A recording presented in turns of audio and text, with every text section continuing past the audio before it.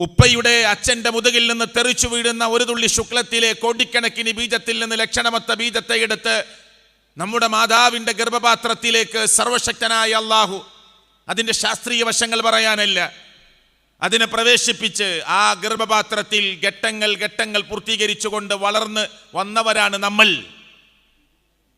39-ാം അധ്യായം സൂറത്ത് സുമറിലെ 6-ാമത്തെ വചനത്തിൽ അല്ലാഹു പറഞ്ഞത്, നിങ്ങളെ അവൻ ഉമ്മയുടെ ഗർഭപാത്രത്തിനുള്ളിൽ 3 ഇരുട്ടറക്കുള്ളിൽ ഘട്ടങ്ങളായി അതിനെ വളർത്തിക്കൊണ്ടുവന്ന് പൂർത്തീകരിച്ച് സംവിധാനിച്ചവനാണ് അല്ലാഹ്. ഞാൻ ആ ഭാഗത്തേക്ക് പോകുന്നില്ല. എന്തൊക്കെ സൗകര്യങ്ങളാണ് നമുക്ക് വേണ്ടി അള്ളാഹു ഒരുക്കി തന്നത്. ഈ പ്രപഞ്ചത്തിലേക്ക്, ഈ ഭൂമിയിലേക്ക്, ചുറ്റുപാടിലേക്ക് നാം തിരിഞ്ഞു നോക്കുകയാണെങ്കിൽ, എൻ്റെ പ്രിയപ്പെട്ട അനുജന്മാരെ, നമുക്ക് വേണ്ടിയാണ് എല്ലാം. ആകാശത്തിന്റെ വിഹായസിൽ വട്ടമിട്ട് പറക്കുന്ന പക്ഷികൾ, പറവകൾ മുഴുവനും നമുക്ക് വേണ്ടിയാണ്. ലോകത്തിലെ പറവകൾ നമുക്ക് വേണ്ടി ജീവിക്കുന്നു, പക്ഷികൾ നമുക്ക് വേണ്ടി ജീവിക്കുന്നു, ജീവജാലങ്ങൾ നമുക്ക് വേണ്ടി ജീവിക്കുന്നു. ഈ ഭൂമിയുടെ സന്തുലിതമായ അവസ്ഥ നിലനിൽക്കാൻ ഇവിടുത്തെ ജീവജാലങ്ങളെ എല്ലാം അല്ലാഹു ഒരുക്കിയത് മനുഷ്യർക്ക് വേണ്ടിയാണ്. എല്ലാം നമുക്ക് വേണ്ടി. ഖുർആൻ പ്രയോഗിച്ച വാക്ക് ഖലഖ ലക്കും മാ ഫിൽ അർളി ജമീഅ. ഞാൻ പറഞ്ഞ എൻ്റെ സംസാരത്തിലെ 2-ാമത്തെ ആയത്തിന്റെ ഒരു ചെറിയ വശം ആദ്യം ഞാൻ പറഞ്ഞു, വമാ ഖലഖ്തുൽ ജിന്ന വൽ ഇൻസ ഇല്ലാ ലിയഅ്ബുദൂൻ. ഇപ്പോൾ ഞാൻ മറ്റൊരായത്തിന്റെ കഷ്ടമാണ് നിങ്ങളുടെ മുമ്പിൽ കേൾപ്പിച്ചത്. ഖലഖ ലക്കും മാ ഫിൽ അർളി ജമീഅ. അതിനർത്ഥം എന്താണ് എൻ്റെ അനുജന്മാരെ? ഖലഖ ലക്കും, അവൻ നിങ്ങൾക്ക് വേണ്ടി സൃഷ്ടിച്ചു എന്തൊക്കെ ഭൂമിയിലുണ്ടോ. ഖലഖ ലക്കും മാ ഫിൽ അർളി ജമീഅ, ഭൂമിയിൽ എന്തൊക്കെയുണ്ടോ, കാണുന്ന വൃക്ഷങ്ങള്, സസ്യലതാദികള്, മണൽത്തരികള്, സർവ്വതും, ഈ പൊന്തി നിൽക്കുന്ന ആകാശം. സുബ്ഹാനല്ലാഹ്. അഫലാ യൻദുറൂന ഇലൽ ഇബിലി കൈഫ ഖുലിഖത് വഇല സ്സമാഇ കൈഫ റുഫിഅത് വഇലൽ ജിബാലി കൈഫ നുസിബത് വഇലൽ അർളി കൈഫ സുതിഹത് എന്ന് പറഞ്ഞില്ലേ ഖുർആൻ. ഒട്ടകത്തെക്കുറിച്ച് ആലോചിക്കാൻ, ഉയർന്നു നിൽക്കുന്ന ആകാശത്തെക്കുറിച്ച് ചിന്തിക്കുവാൻ, ഉരുണ്ടതാണെങ്കിലും പരന്നപോലെ കിടക്കുന്ന ഭൂമിയെക്കുറിച്ച് ആലോചിക്കാൻ, അല്ലേ? എല്ലാം അല്ലാഹു തആല പരിശുദ്ധ ഖുർആനിൽ പല സ്ഥലങ്ങളിലായി നമ്മോട് ആവർത്തിച്ച് പറഞ്ഞിട്ടുണ്ട്. ശരി, ഈ കാണുന്നത് മുഴുവനും അള്ളാഹുവിന്റെ പ്രയോഗമാണ്. മനുഷ്യരെ, നിങ്ങൾക്ക് വേണ്ടിയാണ്. എൻ്റെ അനുജന്മാരെ, ബുദ്ധിയുള്ളവരെ, ചിന്താശക്തിയുള്ളവരെ, നമുക്ക് വേണ്ടിയാണ് സർവശക്തനായ അള്ളാഹു എല്ലാം ഒരുക്കിയത്. നാക്കാലികൾ ആരും മറ്റൊന്നിനു വേണ്ടി ജീവിക്കുന്നില്ല മനുഷ്യർക്ക് വേണ്ടിയല്ലാതെ. പക്ഷികളും പറവകളും നമുക്ക് വേണ്ടിയല്ലാതെ ഇവിടെയില്ല. ഇവിടുത്തെ അരുവികളും ഇവിടുത്തെ നദികളും ഇവിടുത്തെ സമുദ്രങ്ങളും എല്ലാം നമുക്ക് വേണ്ടിയാണ്. മനുഷ്യരാകുന്ന നമുക്ക് വേണ്ടിയാണ് ഈ കാണുന്നത് മുഴുവനും എന്ന് പറഞ്ഞതിൻ്റെ ചുരുക്കം അതാണ്. ഞാൻ 2-ാമത്തെ ആയത്തിന്റെ കഷ്ടമായി നിങ്ങളുടെ ഹൃദയത്തിൽ സൂക്ഷിക്കണമെന്ന് പറഞ്ഞ് ഞാൻ നിങ്ങളെ ഓർമ്മപ്പെടുത്തിയ വചനം ഖലഖ ലക്കും മാ ഫിൽ അർളി ജമീഅ. ലോകത്തുള്ള മുഴുവനും, ഭൂമിയിലുള്ള മുഴുവനും നിങ്ങൾക്ക് വേണ്ടിയാണ്. നിങ്ങൾക്ക് എന്ന് പറഞ്ഞാൽ സംസാരിക്കുന്ന ഞാനടക്കം, കേൾക്കുന്ന നമ്മളടക്കമുള്ള എൻ്റെ പ്രിയ അനുജന്മാരെ, നമുക്ക് വേണ്ടിയാണ് ലോകത്തുള്ള മുഴുവനും അല്ലാഹു ഒരുക്കിയത്. എന്നിട്ട് അല്ലാഹു പകരം നമ്മളോട് എന്ത് ചോദിച്ചു? ഒന്നും വേണ്ട, ശരീരത്തെക്കുറിച്ചൊന്ന് ചിന്തിക്കുക. നിങ്ങൾ ഇന്ന് കിഡ്നി അസുഖമുള്ളവർ വർദ്ധിച്ചുകൊണ്ടേയിരിക്കുകയാണ്. അതിൻ്റെ വിലയൊന്ന് ആലോചിച്ചു നോക്കൂ നിങ്ങൾ. ആന്തരിക അവയവങ്ങളെക്കുറിച്ച് ചിന്തിച്ചു നോക്കൂ നിങ്ങൾ. 8 മണിക്കൂർ കൊണ്ട് വെജിറ്റേറിയൻ, നോൺ വെജിറ്റേറിയനെ ദഹിപ്പിക്കാൻ കഴിവുള്ള ആമാശയ സംവിധാനം തന്ന ലോകത്തിന്റെ രക്ഷിതാവിനെ കുറിച്ചൊന്ന് ആലോചിച്ചു നോക്കൂ നിങ്ങൾ. അതിൻ്റെ വിലയെക്കുറിച്ചൊന്ന് ആലോചിച്ചു നോക്കൂ നിങ്ങൾ. 400 ചില്ലാൻ കിലോമീറ്റർ നീളമുള്ള ഞരമ്പുകൾ ചുരുട്ടി വെച്ചുണ്ടാക്കിയ മനുഷ്യന്റെ തലച്ചോറിനെ കുറിച്ച് ഒന്ന് ആലോചിച്ചു നോക്കൂ നിങ്ങൾ. സുബ്ഹാനല്ലാഹ്, എന്തൊരു പരിശുദ്ധനാണ് അല്ലാഹു, എന്തൊരു പരിശുദ്ധനാണ് അല്ലാഹു.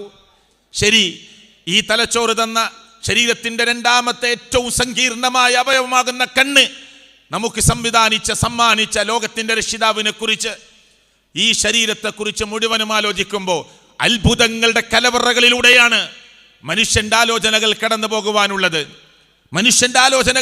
പോകാനുള്ളത്.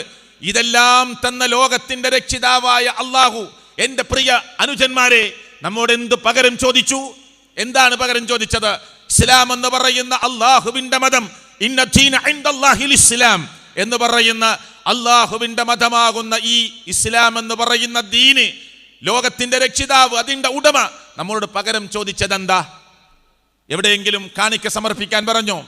പണമെറിയാൻ പറഞ്ഞോ? എവിടെയെങ്കിലും പ്രിയപ്പെട്ടവരെ നമുക്ക് ഭാരമായ ആരാധനാ കർമ്മങ്ങൾ വെച്ചോ? നമുക്ക് താങ്ങാനാവാത്ത, ഒരിക്കലും നികത്താനാവാത്ത ആചാരങ്ങളും അനുഷ്ഠാനങ്ങളും വെച്ച് നമ്മെ ബുദ്ധിമുട്ടിച്ചോ? ഇല്ല. യുരീദുല്ലാഹു ബിക്കുമുൽ യുസ്റ, അല്ലാഹു എളുപ്പമാണ് ഉദ്ദേശിച്ചത്. അവൻ ഒരിക്കലും ബുദ്ധിമുട്ട് മനുഷ്യനെ തൊട്ട് ആഗ്രഹിച്ചിട്ടേയില്ല, ഉദ്ദേശിച്ചിട്ടേയില്ല, എളുപ്പം മാത്രം. പക്ഷേ ഇസ്ലാം എന്ന് പറയുന്ന ഈ സുതാര്യമായ, സുവ്യക്തമായ, ക്ലിയറായ, വ്യക്തതയുള്ള ഈ മതത്തിലേക്ക് പ്രിയപ്പെട്ടവരെ അള്ളാഹു പറയാത്തത്, പ്രവാചകൻ മുഹമ്മദ് റസൂൽ സല്ലല്ലാഹു അലൈഹി വസല്ലം പറയാത്തത് ആചാരങ്ങളായി, അനുഷ്ഠാനങ്ങളായി കടന്നു വരുമ്പോൾ ഭാരമായി മാറുന്നു. അള്ളാഹുവിന്റെ മതം ഭാരമായി മാറുന്നു, താങ്ങാനാവാത്തതായി മാറുന്നു. അതുകൊണ്ട് അള്ളാഹുവിന്റെ മതത്തിന്റെ ഏറ്റവും വലിയ പ്രത്യേകത, പടച്ചവൻ പറഞ്ഞ റൂട്ട് എളുപ്പമുള്ളതാണ്, അത് മനുഷ്യന് ഭാരമുള്ളതല്ല. അതിലേറ്റവും പ്രധാനപ്പെട്ടതാണ്, ഏറ്റവും മൗലികമായ ഒന്നാണ്. എന്തെന്നറിയുമോ? അള്ളാഹുവിന്റെ വഹ്ദാനിയത്ത് മനസ്സിലാക്കുക. ഈ ആകാശലോക തണ്ടകടാഹങ്ങളെ സംവിധാനിക്കാൻ പടച്ചവൻ ഒരാളുടെയും കൂട്ടാവശ്യം ഉണ്ടായിട്ടില്ല. ഇല്ല. നമ്മെ ഉമ്മയുടെ ഗർഭപാത്രത്തിൽ ഒരുക്കുന്നതിന് പടച്ചവന് മറ്റൊരാളുടെ സഹായം അല്ലാഹുവിന് ആവശ്യമായി വന്നിട്ടില്ല. കോടാനുകോടി ജീവികളെ സംവിധാനിക്കുന്നതിന് പടച്ചവന് മറ്റൊരാളുടെ സഹായം ആവശ്യമായി വന്നിട്ടില്ല. ഇതെല്ലാം ഒരുക്കിയ റബ്ബ് നമ്മളോട് തിരിച്ചു ചോദിച്ചത്, നിങ്ങൾ എന്നെ മാത്രം ആരാധിക്കണമെന്നതാണ്, നിങ്ങൾ എന്നോട് മാത്രം ദുആ ചെയ്യണമെന്നതാണ്. അതിനെനിക്ക് സൗകര്യമില്ല എന്ന് നാവ് കൊണ്ടോ, ശരീരം കൊണ്ടോ, ജീവിത ശൈലി കൊണ്ടോ, ജീവിതത്തിന്റെ മുന്നോട്ടുള്ള നീക്കങ്ങൾ കൊണ്ടോ ഏതെങ്കിലും ഒരു മനുഷ്യൻ അഹങ്കാരത്തിന്റെ മറുപടി കൊടുത്താൽ പ്രിയപ്പെട്ടവരെ, അള്ളാഹു ഒരിക്കലും അത് ഇഷ്ടപ്പെടാത്ത ഒന്നാണ്. കാരണം ഈ ശരീരം തന്ന റബ്ബ്, ഈ ബുദ്ധി തന്ന റബ്ബ്, ഈ ജീവിതം തന്ന റബ്ബ്, മരണം നിശ്ചയിക്കുന്ന റബ്ബ്, നമ്മോട് പെർമിഷൻ വാങ്ങാതെ നമ്മുടെ ഡേറ്റ് എത്തുമ്പോൾ നമ്മെ മരിപ്പിക്കുന്ന റബ്ബ്, പുനർജീവിതം തരുന്ന റബ്ബ്, ഖബറിൽ ശിക്ഷയും രക്ഷയും ഒക്കെ ഒരുക്കിയ റബ്ബ്, നാളെ അവന്റെ കോടതിയിൽ പരന്നു പറക്കുന്ന പറവകളെ പോലെ, പരന്നു നീന്തുന്ന മത്സ്യങ്ങളെ പോലെ ഒരൊറ്റ വിളി കൊടുത്താൽ എല്ലാവരും ഒന്നിച്ചു വന്നു നിൽക്കുന്ന കോടതി, നീതിപൂർവമായ കോടതി, ഒരു കാരക്കക്കുരുവിന്റെ മുകളിൽ കാണുന്ന പാടയുടെ അളവ് പോലും അനീതി കാണിക്കാത്ത കോടതിയിലേക്ക് ചെന്ന് നിൽക്കേണ്ടി വരുമെന്ന് പറയുന്ന റബ്ബ് അല്ലേ? ആ റബ്ബ് എന്നോടും നിങ്ങളോടും പറഞ്ഞ ഏറ്റവും പ്രധാനപ്പെട്ട കാര്യം, 5 നേരത്തെ നമസ്കാരത്തിൽ നെഞ്ചിൽ ചെരുവിൽ കൈകെട്ടി നിന്നുകൊണ്ട് ഞാനും നിങ്ങളും പറയുന്ന ഒരു പ്രതിജ്ഞയുണ്ട്, ഇയ്യാക നഅ്ബുദു വ ഇയ്യാക നസ്തഈൻ. സുബ്ഹാനല്ലാഹ്, വല്ലാത്തൊരു പ്രതിജ്ഞയാണത്. പടച്ചവനെ പ്രകീർത്തിച്ചുകൊണ്ട്, അവൻ അർ-റഹ്മാനാണെന്ന് പ്രഖ്യാപിച്ചുകൊണ്ട്, അവൻ അർ-റഹീമാണെന്ന് പ്രഖ്യാപിച്ചുകൊണ്ട്, സർവസ്തുതിയും അവനാണെന്ന് പറഞ്ഞിട്ട് ഞാനും നിങ്ങളും നടത്തുന്ന ഓരോ ദിവസവും ഫർളായ നമസ്കാരത്തിൽ മാത്രം 17 തവണ നെഞ്ചിൽ കൈവച്ചുകൊണ്ട് പറയുന്ന പ്രതിജ്ഞയാണ്, ഇയ്യാക നഅ്ബുദു വ ഇയ്യാക നസ്തഈൻ. നിന്നെ മാത്രം ഞങ്ങൾ ആരാധിക്കും, നിന്നോട് മാത്രം ഞങ്ങൾ സഹായം തേടും. ഇതൊരു മർമ്മമാണ്, ഇസ്ലാമിന്റെ ദീനിന്റെ മർമ്മമാണ്. അള്ളാഹു ഏറെ ഇഷ്ടപ്പെടുന്ന മർമ്മം അതാണ്. ഇതിനെതിരെ പ്രവർത്തിക്കുക എന്നത് പടച്ചവൻ ഒരിക്കലും ഇഷ്ടപ്പെടാത്തതാണ്. എല്ലാ സൗകര്യങ്ങളും തന്നിട്ട് അവനോട് കാണിക്കുന്ന ധിക്കാരമുണ്ടല്ലോ, അവനോട് കാണിക്കുന്ന അഹങ്കാരമുണ്ടല്ലോ, അവനോട് കാണിക്കുന്ന ധിക്കാരപൂർവമായ പെരുമാറ്റമുണ്ടല്ലോ, അതവൻ പൊറുക്കാത്ത ഒന്നായിട്ടാണ് ഖുർആൻ നമ്മെ പരിചയപ്പെടുത്തി തന്നത്. പ്രവാചകൻ മുഹമ്മദ് റസൂൽ സല്ലല്ലാഹു അലൈഹി വസല്ലമ എനിക്കും നിങ്ങൾക്കും ഓതിക്കേൽപ്പിച്ച് തന്നിട്ടുള്ളത്. അതുകൊണ്ട് ഞാൻ അതിൻ്റെ ചില വഴികൾ, ചില സൂചനകൾ, ചില ഉദാഹരണങ്ങൾ മാത്രം നിങ്ങളുടെ മുമ്പിൽ പറയാം. അപ്പോ ഈ ക്ലാസ്സിൽ 3-ാമത്തെ വചനമായി നമുക്കറിയുന്ന ഒന്ന് നമ്മുടെ മനസ്സിൽ കോറിയിടേണ്ടത്, എല്ലാവരും നെഞ്ചിൽ കൈകെട്ടിക്കൊണ്ട് പറയുന്ന, സർവ്വ മുസ്ലിങ്ങളും നിസ്കാരത്തിൽ പറയുന്ന ഒരു പ്രതിജ്ഞയുണ്ട്, ഇയ്യാക നഅ്ബുദു വ ഇയ്യാക നസ്തഈൻ. നിന്നെ മാത്രം ഞങ്ങൾ ആരാധിക്കും, നിന്നോട് മാത്രം ഞങ്ങൾ സഹായം തേടും. എന്നിട്ട് നമ്മുടെ ഉമ്മ നമ്മുടെ അനുജൻ കുട്ടിയെ തൊട്ടിലിട്ട് ആട്ടിക്കൊണ്ടിരിക്കുമ്പോൾ, നമ്മുടെ ഇത്താത്ത ആ താത്തയുടെ മകനെ തൊട്ടിലിട്ട് ആട്ടിക്കൊണ്ടിരിക്കുമ്പോൾ പാട്ടുപാടി ഉറക്കാൻ ഉപയോഗിക്കുന്ന വാചകമായി ലാ ഇലാഹ ഇല്ലല്ലാഹ് കേൾക്കാറുണ്ട്. ലാ ഇലാഹ ഇല്ലല്ലാഹ് കേൾക്കാറുണ്ട്. അതിനർത്ഥം എന്താണ്? ലാ ഇലാഹ ഇല്ലല്ലാഹ്, അല്ലാഹുവല്ലാതെ ആരാധനക്കർഹനായി മറ്റാരുമില്ല, ഒരാളുമില്ല. എന്നിട്ട് ആ തൊട്ടിലിൽ നിന്ന് കുട്ടിയുടെ തലയൊന്ന് പുറത്തേക്ക് തൂങ്ങിപ്പോയാൽ, പെട്ടെന്ന് ആ തൊട്ടിലിൽ നിന്ന് കുട്ടി വീണു പോകുമെന്ന് കണ്ടാൽ നമ്മുടെ ഇത്താത്ത, നമ്മുടെ ഉമ്മ, നമ്മുടെ അയൽവാസി, നമ്മുടെ വീട്ടിലെ മറ്റുള്ളവർ വിളിക്കുന്നത് അറിയാതെ അറിഞ്ഞോ വിളിച്ചു പോകുന്ന വിളി റബ്ബേ എൻ്റെ കുട്ടി എന്നല്ല. അല്ല, നോക്കൂ നിങ്ങള്, 5 നേരം 17 തവണ, സുബഹിക്ക് 2 തവണ, ളുഹറിന് 4 തവണ, അസറിന് 4 തവണ, മഗ്രിബിന് 3, ഇശാഇന് 4 17 തവണ അവൻ നെഞ്ചിന് തെരുവിൽ കൈവച്ചുകൊണ്ട് പ്രതിജ്ഞ ചെയ്യുന്നത് ഇയ്യാക നഅ്ബുദു വ ഇയ്യാക നസ്തഈൻ എന്നാണ്. എന്നിട്ട് തൊട്ടിലിട്ട് കുട്ടിയെ ആട്ടി ഉറക്കുമ്പോൾ ലാ ഇലാഹ ഇല്ലല്ലാഹ് എന്ന കലിമത്തു തൗഹീദ് പാട്ടുപാടി ഉറക്കുന്ന നമ്മുടെ ഇത്താത്തയുണ്ടല്ലോ, കുട്ടി ഒന്ന് തൊട്ടിലിൽ നിന്ന് വീണ് അല്ലെങ്കിൽ കട്ടിലിൽ നിന്ന് വീണ് പോകുമെന്ന് കണ്ടാൽ അറിഞ്ഞോ അറിയാതെയോ വിളിച്ചു പോകുന്ന വിളി എന്താ? ബദരീങ്ങളെ എൻ്റെ കുട്ടി എന്നാണ്. അല്ലേ? ബദരീങ്ങൾ അല്ലാഹു ഇഷ്ടപ്പെട്ടവരാണ്. ഈ തൗഹീദിന്റെ അടിസ്ഥാനപരമായ മർമ്മപ്രധാനമായ ഈ പ്രതിജ്ഞക്കെതിരെയാണ് നമ്മുടെ ഇത്താത്ത നീങ്ങുന്നത്, നമ്മുടെ ഉമ്മ നീങ്ങുന്നത്, നമ്മുടെ കുടുംബത്തിലെ ആളുകൾ നീങ്ങുന്നത്. പടച്ചോൻ പറയണേ, ഇല്ല കേട്ടോ, ഇന്നല്ലാഹ ലാ യഗ്ഫിറു അൻ യുശ്റക ബിഹി വയഗ്ഫിറു മാ ദൂന ദാലിക ലിമൻ യശാ. പടച്ചവരിൽ ശിർക്ക് വെക്കുന്നത് അല്ലാഹു പൊറുക്കുകയില്ല. അല്ലാഹുവിൽ പങ്കു ചേർക്കുന്നത്, എന്താ ഈ പങ്കു ചേർക്കുക എന്ന് പറഞ്ഞാൽ, അവനോട് മാത്രം പറയേണ്ട കാര്യം അവന്റെ സൃഷ്ടികളോട് പറഞ്ഞാൽ അതാണ് പ്രിയപ്പെട്ടവരെ ശിർക്ക് എന്ന് പറയുന്നത്. അവനോട് മാത്രം നടത്തേണ്ട തേട്ടം അവന്റെ പടപ്പുകളോട്, അത് ഏറ്റവും വലിയവനാകട്ടെ, ചെറിയവനാകട്ടെ, ഷെയ്ഖാകട്ടെ, ഉസ്താദാകട്ടെ, മൗലവിയാകട്ടെ, സാധാരണക്കാരനാകട്ടെ, അറിയപ്പെട്ടവരാകട്ടെ, അമ്പിയാക്കന്മാരാകട്ടെ, ഔലിയാക്കന്മാരാകട്ടെ, ആരാകട്ടെ, അവനോട് മാത്രം തേടേണ്ട തേട്ടം അവനിലേക്ക് നടത്തുന്നതിന് പകരം അവന്റെ പടപ്പുകളിലേക്ക് വെച്ചുകൊടുത്താൽ, ഖബർ സന്ദർശിക്കാൻ നമ്മൾ പോവാറുണ്ട്, അത് ഇസ്ലാം പഠിപ്പിച്ച സുന്നത്താണ്, സിയാറത്താണ്. പക്ഷേ ആ ഖബറാളിക്കു വേണ്ടി എൻ്റെ അനുജന്മാർ ശ്രദ്ധിക്കണം, ഖബറാളിക്കു വേണ്ടി പടച്ചവനോട് പ്രാർത്ഥിക്കാം. പടച്ചവനെ, ഈ ഖബറിൽ കിടക്കുന്നത് എൻ്റെ വല്ലിപ്പയാണ്, പുറത്തു കൊടുക്കണേ അല്ലാ. എൻ്റെ വല്ലിമ്മയാണ് ഈ ഖബറിൽ കിടക്കുന്നത്, പുറത്തു കൊടുക്കണേ അല്ലാ. ആ വല്ലിമ്മയെയും വല്ലിപ്പയെയും എന്നെയും ഞങ്ങളെയും സ്വർഗത്തിൽ നാളെ പടച്ചവനെ നീ ഒരുമിച്ച് ചേർക്കണേ അല്ലാ. ഇതൊക്കെ നമുക്ക് അല്ലാഹുവിനോട് ഖബറിനടുത്ത് പോയിട്ടും പോവാതെയും പറയാം. ബസ്സിലിരുന്ന് പറയാം, കാറിലിരുന്ന് പറയാം, ഇപ്പൊ ഓഡിറ്റോറിയത്തിൽ ഇരുന്ന് പറയാം, വീട്ടിലിരുന്ന് പറയാം. പക്ഷേ പ്രിയപ്പെട്ട എൻ്റെ അനുജന്മാരെ, ഇന്ന് നമ്മൾ നമ്മുടെ ഉമ്മത്തിൽ നിന്ന്, മുസ്ലിം ഉമ്മത്തിൽ നിന്ന് കണ്ടുകൊണ്ടിരിക്കുന്ന എന്തെന്നറിയുമോ? ആ ഖബറാളിയോട് പറയുകയാണ് എൻ്റെ ഉമ്മയുടെ പ്രശ്നം, ആ ഖബറിൽ കിടക്കുന്നവനോട് പറയുകയാണ് നമ്മുടെ വാപ്പയുടെ കുട്ടിയുടെ പ്രശ്നം, നമ്മുടെ കാക്കയുടെ മോളെ പ്രശ്നം, ഭാര്യയുടെ പ്രശ്നം, നമ്മുടെ ഇത്താത്തയുടെ പ്രശ്നം, കുടുംബത്തിന്റെ പ്രശ്നം, പരീക്ഷയുടെ പ്രശ്നം, വേവലാതികൾ, ആവലാതികൾ, പേടി. ഖബറിലുള്ള ആളോട് പറഞ്ഞുകൊണ്ടിരിക്കുന്ന ദയനീയമായ കാഴ്ചയാണ് ഇന്നിന്റെ ലോകത്ത് നാം കാണുന്നത്. അവിടെയാണ് വിശ്വാസത്തിൽ അതിശക്തമായ പിഴവ് മുസ്ലിം ഉമ്മത്തിന് സംഭവിച്ചു കൊണ്ടിരിക്കുന്നത്. ഖബർ സന്ദർശിക്കാൻ പറഞ്ഞത് എന്തിനാണ്?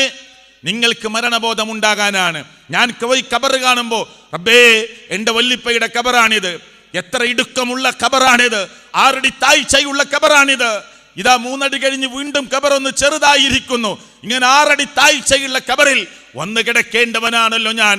ഈ അക്രമങ്ങൾ കാണിച്ചിട്ട്, ഈ തോന്നിവാസങ്ങൾ ചെയ്തിട്ട് പടച്ചോനെ ഈ ഖബറിൽ വന്ന് കിടക്കേണ്ടി വരുമല്ലോ, അതുകൊണ്ട് നന്നാവണം എന്ന് ഖബറിനെ കുറിച്ച് കാണുമ്പോ, ഖബറാളിയെ കുറിച്ച് ഓർക്കുമ്പോ, ഖബർ സന്ദർശിക്കുമ്പോ, മയ്യത്തിന്റെ അടുക്ക് പോകുമ്പോ, ആ ഖബറിടങ്ങളിലേക്ക് ചെല്ലുമ്പോ എനിക്കെന്റെ മരണബോധം ഓർമ്മ വരും, പരലോകത്തെ കുറിച്ച് ഓർമ്മ വരും. തുദക്കിറുക്കുമുൽ മൗത, അത് മരണത്തെ ഓർമ്മപ്പെടുത്തി തരും. പക്ഷേ നമ്മൾ ഇന്ന് നാട്ടിൽ കാണുന്നത് പ്രിയപ്പെട്ടവരെ, ഖബറാളിയോട് തന്നെ തേടിക്കൊണ്ടിരിക്കുന്ന അവസ്ഥയാണ്. അത് അല്ലാഹു പൊറുക്കില്ല. വമൻ യുശ്രിക് ബില്ലാഹ്, ആരെങ്കിലും അല്ലാഹുവിൽ ശിർക്ക് വച്ചാൽ ഫഖദ് ഹറമല്ലാഹു അലൈഹിൽ ജന്ന, അവന്റെ മേൽ സ്വർഗ്ഗം നിഷിദ്ധമാണ്, അവന്റെ മേൽ സ്വർഗ്ഗം നിഷിദ്ധമാണ്. സ്വർഗ്ഗം ഹറാമായാൽ പിന്നെ ഹലാലായി അല്ലെങ്കിൽ നിർബന്ധമായി മാറുന്നത് എന്താ? സ്വർഗ്ഗം നിഷിദ്ധമായാൽ പിന്നെ അവന്റെ മേൽ നിർബന്ധമായി മാറുന്നത് എന്താ? നരകമാണ്. റസൂലുള്ളാഹി സ്വല്ലല്ലാഹു അലൈഹി വസല്ലമ ബുഖാരി ഉദ്ധരിച്ച ഹദീസിൽ കാണാം, മുസ്ലിം ഉദ്ധരിച്ച ഹദീസിൽ കാണാം, ബാക്കി എല്ലാ ഹദീസിന്റെ ഗ്രന്ഥങ്ങളിലും കാണാം. ഒരു ഹദീസ് നിങ്ങളുടെ ഹൃദയത്തിൽ കൊത്തിവെക്കണം. പാറയിൽ കൊത്തിവെച്ചതുപോലെ മഴ കൊണ്ടും പൊടികൾ കൊണ്ടും മാഞ്ഞു പോകാത്ത വിധത്തിൽ ഹൃദയത്തിന്റെ ഭിത്തിയിൽ, ഹൃദയത്തിന്റെ ഉള്ളറയിൽ ഞാനും നിങ്ങളും ചേർത്ത് വെക്കേണ്ട ഒരു ഹദീസ്. അറബി അറിയുന്നവർ അങ്ങനെ തന്നെ മനസ്സിൽ വെക്കുക. ആശയമെങ്കിലും ഇന്നിന്റെ പ്രോഗ്രാം കഴിഞ്ഞ്, ടീം സ്പേസ് കഴിഞ്ഞ് വീട്ടിലേക്ക് മടങ്ങുമ്പോ നമ്മുടെ കുടുംബങ്ങളിൽ അറിഞ്ഞോ അറിയാതെയോ ശിർക്കിലകപ്പെട്ടവരുണ്ടെങ്കിൽ ആ വല്ലിമ്മയോട്, വല്ലിപ്പയോട്, ജേട്ടനോട്, അനിയനോട്, കുടുംബക്കാരോട്, ബന്ധുക്കളോട്, അയൽവാസികളോട് ഞാനും നിങ്ങൾ പറഞ്ഞു കൊടുക്കേണ്ട ഒരു ആശയമാണത്. എന്താണ് ആശയമെന്നറിയുമോ? എന്താണ് ആശയമെന്നറിയുമോ? റസൂലുള്ളാഹി സ്വല്ലല്ലാഹു അലൈഹി വസല്ലം പറയാ, മൻ മാത, ഒരാൾ മരിച്ചു, ലാ യുശ്രികു ബില്ലാഹി ശൈഅ, അല്ലാഹുവിൽ ഒന്നിനെയും പങ്കു ചേർക്കാതെയാണ് അയാൾ മരിച്ചത് എങ്കിൽ ദഖലൽ ജന്ന, അയാൾ സ്വർഗ്ഗത്തിലാണ്, അയാൾ സ്വർഗ്ഗത്തിലാണ്. വമൻ മാത, ഒരു മനുഷ്യൻ മരിക്കുന്നു, എന്നാൽ യുശ്രികു ബില്ലാഹ്, അല്ലാഹുവിൽ എന്തെങ്കിലും ഒന്നിനെ പങ്കു ചേർത്തുകൊണ്ടാണ് അയാൾ മരിക്കുന്നത്, എന്തെങ്കിലും ഒന്നിനെ അല്ലാഹുവിൽ പങ്കു ചേർത്തുകൊണ്ടാണ് മരിക്കുന്നതെങ്കിൽ ദഖലൻ നാറ, ദഖലൻ നാറ, അയാൾ നരകത്തിലാണ്. ലാ യുശ്രികു ബില്ലാഹ്, അല്ലാഹുവിൽ പങ്കു ചേർക്കാതെ മരണപ്പെട്ടാൽ ദഖലൻ നാറ. യുശ്രികു ബില്ലാഹ്, ശിർക്ക് ചെയ്തുകൊണ്ടാണ് മരിക്കുന്നതെങ്കിൽ ദഖലൻ നാറ, നരകത്തിലാണ്. ശിർക്ക് ചെയ്യാതെ മരിച്ച സ്വർഗത്തിലാണ്. അപ്പോ സത്യം ചെയ്യാറുണ്ട് നമ്മൾ, അവിടെയും ശിർക്ക് വരും. എങ്ങനെ ശിർക്ക് വരിക? പടച്ചവനാണ് സത്യം, അല്ലാഹുവാണ് സത്യം. അറബിയിൽ അത് പറയ വല്ലാഹി, അല്ലാഹുവാണ് സത്യം. മമ്പറത്തെ തങ്ങളാണ് സത്യം എന്ന് പറഞ്ഞാൽ ശിർക്കായി. ബദരീങ്ങളാണ് സത്യം എന്ന് പറഞ്ഞാൽ അപകടമായി. കഅബയാണ് സത്യം എന്നല്ല പറയേണ്ടത്, പള്ളിയാണ് സത്യം എന്നല്ല പറയേണ്ടത്. അല്ല, സത്യം ചെയ്യുമ്പോൾ വല്ലാഹി, അല്ലാഹുവാണ് സത്യം. നമ്മളൊരു മൃഗത്തെ അറുക്കുകയാണ്, നമ്മളൊരു മൃഗത്തിന്റെ മാംസം വാങ്ങുകയാണ്, അല്ലേ? ബലിപെരുന്നാളിന്റെ ഉലഹിയത്തിന്റെ മാംസം നമ്മൾ വാങ്ങുമ്പോ ബദരീങ്ങളുടെ ആണ്ടിന്റെ പേരിലുള്ള മാംസം നമ്മൾ വാങ്ങാറില്ല. എന്താ കാരണമെന്നറിയുമോ? ഒരു വലിയ മൃഗത്തെ അറുക്കേണ്ടത് അള്ളാഹുവിന്റെ കൂലി ആഗ്രഹിച്ച്, അവന്റെ നാമം ഉച്ചരിച്ച്, അവനെ ലക്ഷ്യം വെച്ചുകൊണ്ട് അറുക്കുന്ന മൃഗത്തിന്റെ ഭക്ഷണമേ നമുക്ക് ഹലാലാവുകയുള്ളൂ. എന്ന് പറഞ്ഞാൽ അള്ളാഹുവിന്റെ പേരിലുള്ള ബലി അത് നമുക്ക് അനുവദനീയമാണ്. എന്നാൽ വേറെ ഏതെങ്കിലും മഹത്തുക്കളാണ്, അവർ ഉഷാറാണ്, അവർ മഹാരഥന്മാരാണ്, അവർ വലിയ ആളുകളാണ്, പക്ഷെ അവരുടെ പേരിൽ അറുത്താൽ ആ മാംസം നമുക്ക് നിഷിദ്ധമായി മാറുന്നു. കാരണം അതിന്റെ ലക്ഷ്യം, അതിന്റെ ഉദ്ദേശം അവരുടെ പേരിലുള്ള നേർച്ചയാണ്. അതുകൊണ്ട് ഒരു ഖബറാളിയെ കുറിച്ച് നേർച്ചയാക്കിക്കൊണ്ട് നടത്തുന്ന നേർച്ച അത് ഖബറിലുള്ളവനെ ലക്ഷ്യം വെച്ചുകൊണ്ടാണെങ്കിൽ ആ നേർച്ച ബാത്തിലായി പോയി എന്ന് പണ്ഡിതന്മാർ വ്യക്തമാക്കുകയാണ്. അവിടെ ശിർക്ക് വരുന്നു, അല്ലേ? സത്യം ചെയ്യുന്ന സ്ഥലത്ത് ശിർക്ക് വരുന്നു. ഈ കൈനോട്ടക്കാരനെയോ ജ്യോത്സ്യനെയോ സിദ്ധനെയോ ബീവിയെയോ തങ്ങന്മാരെയോ സമീപിച്ച് കൈ നീട്ടിക്കൊടുത്തോ കൊടുക്കാതെയോ ഇവന് ഭാവി അറിയുമെന്ന് വിചാരിച്ചുകൊണ്ട്, അദൃശ്യകാര്യങ്ങൾ അറിയുമെന്ന് വിചാരിച്ച് അവന്റെ അടുക്കൽ ചെന്ന് പലതും ചോദിച്ച് മനസ്സിലാക്കാൻ ശ്രമിക്കുമ്പോൾ പടച്ചവൻ ഇഷ്ടപ്പെടാത്ത റൂട്ടിലാണ് നമ്മൾ പോകുന്നത്. കൈ നോക്കിക്കൊണ്ട് ഒരാൾ ഭാവി പറയുകയാണ്, അത് വിശ്വസിച്ചാൽ, അത് തമാശയ്ക്ക് വേണ്ടി കൈ നീട്ടിക്കൊടുത്താൽ, എൻ്റെ കൊച്ചു അനുജന്മാരെ, ഒന്ന് തമാശയ്ക്ക് വേണ്ടി ഒരു തത്തയെയും പിടിച്ചിങ്ങനെ വരുന്ന ഒരാള്, അതൊന്നും ഇപ്പൊ ഇല്ല. കൈനോട്ടക്കാരിപ്പോഴും ഉണ്ട്, ജ്യോത്സ്യന്മാരിപ്പോഴും ഉണ്ട്, സിദ്ധന്മാരിപ്പോഴും ഉണ്ട്, ആ പേരിൽ അറിയപ്പെടുന്ന ബീവിമാരുണ്ട്, അങ്ങനെ പല പേരിൽ അറിയപ്പെടുന്ന വലിയ വലിയ ഷെയ്ഖുമാരുണ്ട്. അവരെ മുമ്പിൽ ചെന്ന് നമ്മൾ കൈ നീട്ടിക്കൊടുത്തോ അല്ലാതെയോ ഇത് ചെയ്യുമ്പോൾ അത് തമാശക്ക് വേണ്ടി ചെയ്താൽ പോലും അപകടമാണ്, നമ്മുടെ നമസ്കാരങ്ങൾ നഷ്ടമാകും.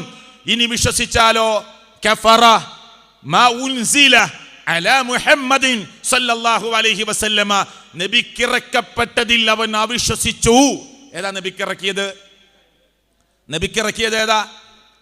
അല്ലാഹു തആല നബിക്കിറക്കി കൊടുത്ത മുഅ്ജിസത്ത് എന്താ?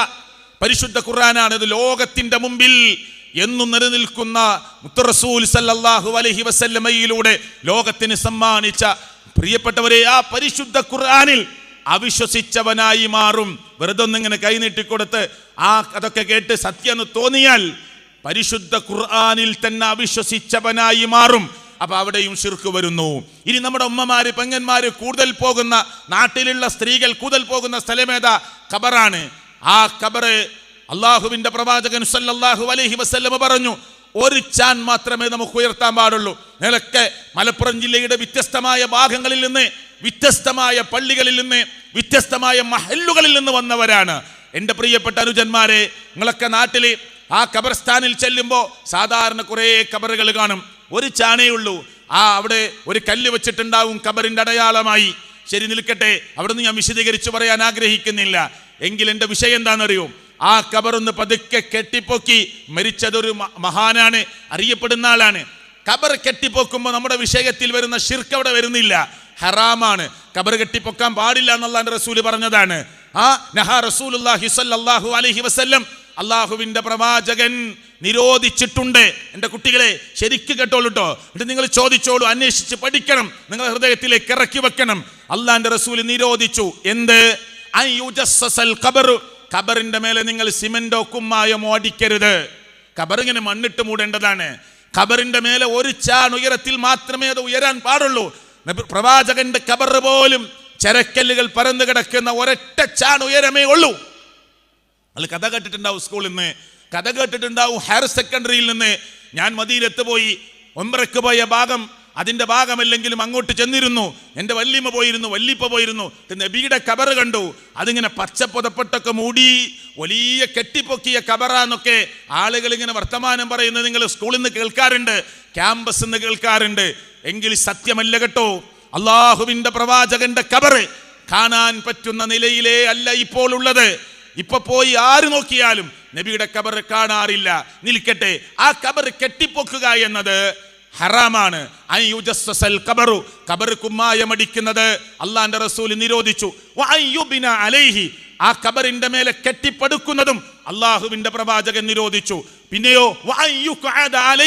ആ ഖബറിന്റെ മേലെ ഇരിക്കുന്നതും അള്ളാഹുവിന്റെ പ്രവാചകൻ നിരോധിച്ചു. പോരാ, ആ ഖബറിന്റെ മേലെ എഴുതുന്നതും അള്ളാന്റെ റസൂൽ നിരോധിച്ചു. എഴുതിയ ശിർക്കാവോ? ഇല്ല. 756 എഴുതിയാല്, ഉമ്മാന്റെ പേര് ഖബറിന്റെ മേലെ എഴുതിയാല്, വാപ്പാന്റെ പേര് ഖബറിന്റെ മേലെ എഴുതിയാല് ശിർക്കല്ല. പിന്നെ പാടില്ല എന്ന് അള്ളാന്റെ റസൂൽ പറഞ്ഞതാണ്. അപ്പൊ ചെയ്യാൻ പറ്റാത്തൊരു കാര്യം ചെയ്യലാണ്. ഇങ്ങനെ ഒരാൾ ഖബർ കെട്ടിപ്പൊക്കി, അപ്പൊ ശിർക്കുണ്ടായിട്ടില്ല. അള്ളാഹിനോട് അല്ലാത്ത ശക്തികളോടുള്ള പ്രാർത്ഥന കെട്ടിപ്പൊക്കിയപ്പോ ഉണ്ടായോ? ഉണ്ടായിട്ടില്ല. ആ സിമെന്റ് കൊണ്ടോ കല്ലുകൊണ്ടോ ഉയർത്തി കെട്ടി പച്ച പെയിന്റ് കൊടുക്കുമ്പോ അവിടെ ശിർക്ക് വന്നിട്ടില്ല. പക്ഷെ ശിർക്കിലേക്ക് എത്താനുള്ള വഴികൾ ഒരുക്കി കൊടുക്കലാണ്. ഷിർക്കിലേക്ക് എത്താനുള്ള വഴി ഒരുക്കി കൊടുക്കലാണ്. അപ്പൊ അതുകൊണ്ട് അള്ളാന്റെ റസൂല് പറഞ്ഞത് കേട്ടാൽ അപകടത്തിൽ നിന്ന് ഒഴിവാകാം. ഖബർ കെട്ടിപ്പൊക്കരുത്, ഖബറിന്റെ മേലെ കുമ്മായമോ സിമന്റോ ഉപയോഗിക്കരുത്, ഖബറിന്റെ മേലെ കയറിയിരിക്കരുത്, ഖബറിന്റെ മേലെ എഴുതരുത്. എന്നിട്ട് പ്രവാചകൻ സല്ലല്ലാഹു അലൈഹി വസല്ലമ ഇനി ലോകത്തോട് വിട പറയുന്ന റബീഉൽ അവൽ 12 തിങ്കളാഴ്ച അള്ളാഹുവിന്റെ പ്രവാചകൻ ഇതാ വിറക്കുന്ന കരങ്ങൾ ഉയർത്തിപ്പിടിച്ച് ആയിഷ റളിയല്ലാഹു അൻഹയുടെ മടിത്തട്ടിലിൽ കിടന്ന് അവസാന നിമിഷങ്ങളിൽ പറഞ്ഞ വാചകത്തിൽ ഒരു വാചകം നിങ്ങൾ ഓർക്കണം, എൻ്റെ പ്രിയപ്പെട്ട അനുജന്മാർ ഓർക്കണം. എന്താണെന്നറിയുമോ?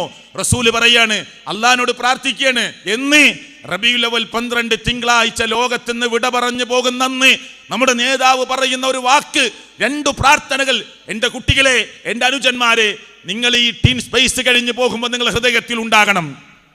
എന്താ നബി പ്രാർത്ഥിച്ചെന്നറിയുമോ?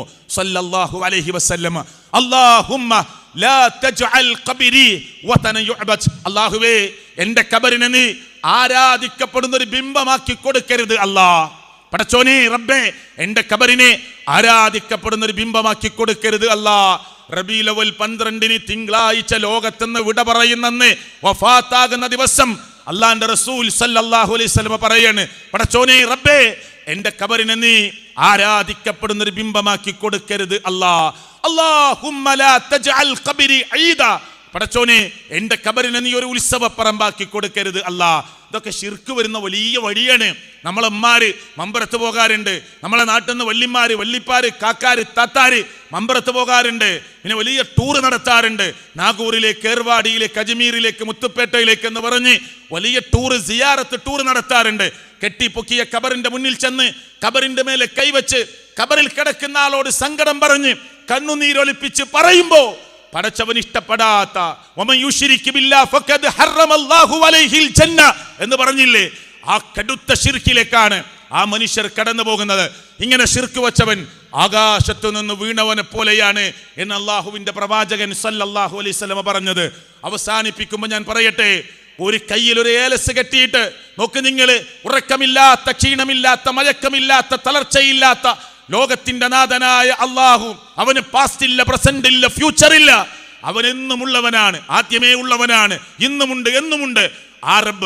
ആ റബ്ബ് എന്നെ കാണുന്നു, ആ റബ്ബ് എന്നെ കേൾക്കുന്നു. ഏത് ഇരുട്ടിന്റെ മറവിലും, ഏത് പാതിരാത്രിയിലും, ഏത് രാപ്പകലുകളിലും എന്നെ കാണുന്ന റബ്ബ്, ആ റബ്ബ് എനിക്ക് രക്ഷ നൽകണമെന്ന് വിശ്വസിക്കുന്നതിന് പകരം ഈ ഖബറിൽ കിടക്കുന്ന ആളെ ഉദ്ദേശിച്ചുകൊണ്ട് അവിടുന്ന് കിട്ടിയ ഒരു ഏലസോ നൂലോ കൈത്തണ്ടയിൽ കെട്ടിയാൽ അല്ലെങ്കിൽ ശരീരത്തിൽ എവിടെയെങ്കിലും കെട്ടിവെച്ചാൽ ഇതിന് രക്ഷ കിട്ടുമെന്ന് വിചാരിച്ചാൽ പടച്ചവന് നമ്മുടെ മനസ്സിൽ എന്തൊരു വിലയുള്ളത്, അള്ളാഹുവിന് നമ്മുടെ മനസ്സിൽ എന്തൊരു വില. ഖുർആനിൽ ഒരു ആയത്തിന്റെ കഷ്ണം കൂടി പറഞ്ഞ് ഞാൻ അവസാനിപ്പിക്കട്ടോ. ശ്രദ്ധിക്കണേ, ആയത്തിന്റെ കഷ്ണം എന്താ അറിയോ? മാലക്കും ലാ തർജൂന ലില്ലാഹി വഖാറ, മാലക്കും ലാ തർജൂന ലില്ലാഹി വഖാറ. നിങ്ങൾ അള്ളാഹുവിന് ഒരു ഗാംഭീര്യവും ഒരു ഗൗരവവും കാണുന്നില്ലേ? അല്ലാഹ് ഖുർആനിൽ ചോദിക്കുക, മുസ്ലിങ്ങൾ എന്ന് പറയുന്ന ഉമ്മത്തെ, പടച്ചോ നിങ്ങൾ ഒരു ഗാംഭീര്യവും കാണുന്നില്ലേ? ഒരു നൂലിന്റെ കഷ്ടം എന്നെ രക്ഷപ്പെടുത്തുമെന്ന് വിചാരിച്ചാൽ പിന്നെ അള്ളാഹ്ക്ക് എന്ത് വില? ഒരു ഏലസ്, ഒരു തകിട് എന്നെ രക്ഷപ്പെടുത്തുമെന്ന് വിചാരിച്ചാൽ പിന്നെ അള്ളാഹ്ക്ക് എന്തൊരു വിലയാണ്?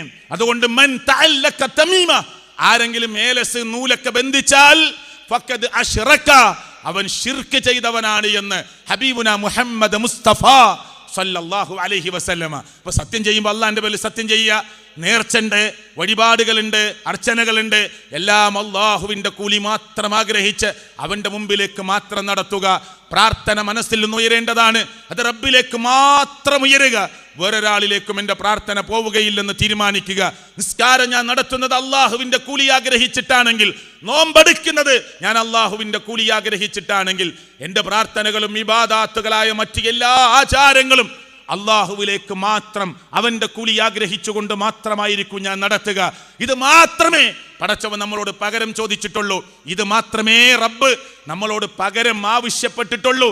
അതുകൊണ്ട് സഹോദരങ്ങളെ, എൻ്റെ പ്രിയപ്പെട്ട അനുജന്മാരെ, റബ്ബ് നമ്മളോട് ചോദിച്ച മർമ്മപ്രധാനമായ ഈ കാര്യം കൊടുക്കാതെ നമ്മൾ എത്ര നമസ്കരിച്ചാലും, എത്ര ദിക്ർ ചൊല്ലിയാലും, എത്ര ആരാധനാകർമ്മങ്ങൾ നടത്തിയാലും, സ്വലാത്തുകളുടെ കൂമ്പാരം തന്നെ നമ്മൾ നമ്മുടെ റിക്കാർഡിൽ കെട്ടിവെച്ചാലും, പടച്ചവൻ പറഞ്ഞ ബേസിക്കലായി പാലിക്കേണ്ട, അതിൻ്റെ മർമ്മപ്രധാനമായ അടിത്തറയായി സൂക്ഷിക്കേണ്ട ഈ തൗഹീദ് നഷ്ടപ്പെട്ടു പോയാൽ ഞാനും നിങ്ങളും നഷ്ടകാരികളായി മാറും. പരലോകത്ത് കൈമലർത്തേണ്ടി വരും. ആരും രക്ഷപ്പെടുത്താനില്ലാത്ത ദിവസം, ആരും നമുക്ക് വേണ്ടി ഒന്നും ഉരിയാടാനില്ലാത്ത ദിവസം, ആരും നമുക്ക് വേണ്ടി സംസാരിക്കാനില്ലാത്ത ദിവസം ഞാനും നിങ്ങളും പടച്ചവന്റെ കോടതിയിൽ കൈമലർത്തേണ്ടി വരും. അതുകൊണ്ട് ടീൻ സ്പേസ് എന്ന് പറയുന്ന ഈ പ്രോജ്വലമായ പ്രോഗ്രാമിന് തുടക്കം കുറിക്കുമ്പോൾ ആദ്യത്തെ ക്ലാസ് തന്നെ അടിത്തറ ഉഷാറാകണേ, അടിത്തറ നന്നാകണേ എന്ന് പറയാനാണ് ഞാൻ ഈ തുടക്കത്തിൽ തന്നെ ഈ വിഷയം നിങ്ങളുടെ മുമ്പിൽ കൊണ്ടുവന്നിട്ടുള്ളത്. റബ്ബ് തൗഫീക്ക് നൽകുമാറാകട്ടെ. അല്ലാഹു കുതൽ പഠിക്കാനുള്ള, സംശയങ്ങളെല്ലാം ദൂരീകരിക്കുവാനുള്ള കൃചുവായ, നേരായ, ചൊവ്വായ, വക്രതയില്ലാത്ത വഴിയിൽ മുന്നോട്ടു നീങ്ങാൻ, തടസ്സങ്ങളെ മുഴുവനും വഴഞ്ഞു മാറ്റി മുന്നോട്ട് പോകാൻ അല്ലാഹു നമുക്ക് തൗഫീക്ക് നൽകുമാറാകട്ടെ എന്ന് ആഗ്രഹിച്ച്, അഭിലഷിച്ച്, പ്രാർത്ഥിച്ച് നമുക്കൊരുമിച്ച് റബ്ബിനോട് എല്ലാ സമയത്തും പ്രാർത്ഥിക്കാമെന്ന് പ്രതിജ്ഞ ചെയ്ത് നമുക്ക് ഈ ക്ലാസ്, ആദ്യത്തെ ക്ലാസ് അവസാനിപ്പിക്കാം. സർവശക്തനായ അല്ലാഹു തക്കതായ പ്രതിഫലം എനിക്കും നിങ്ങൾക്കും സംഘാടകർക്കും നൽകുമാറാകട്ടെ. റബ്ബന ആതിന ഫിദ്ദുനിയ ഹസന വഫിൽ ആഖിറതി ഹസനതൻ വഖിനാ അദാബന്നാർ. ആമീൻ ആമീൻ ബിറഹ്മതിക യാ അർഹമർ റഹീമീൻ. അസ്സലാമു അലൈക്കും വറഹ്മത്തുള്ളാഹി വബറകാതുഹു.